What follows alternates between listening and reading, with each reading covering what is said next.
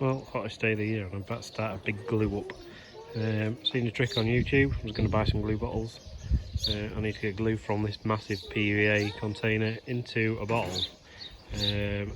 Saw this idea using an old ketchup bottle. We go through gallons of stuff in our house, so I thought I'd try that. So we'll see how it clogs, whether it clogs, and see how the glue up process goes. Well, this is taking less than a minute to get done, so it's very fast. Try this little bit too much on that end. You have to be careful with the flow because it comes out quite readily. Just watch it. It's a little bit too fast, but it's perfect for a bigger glue up like this. Right.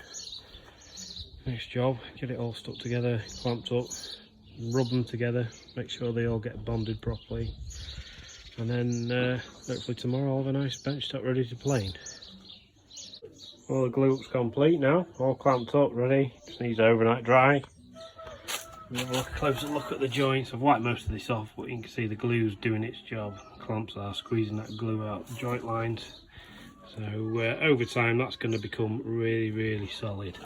So the old ketchup bottle tipped with the PVA glue looks like it's going to be a winner. Have fun, guys.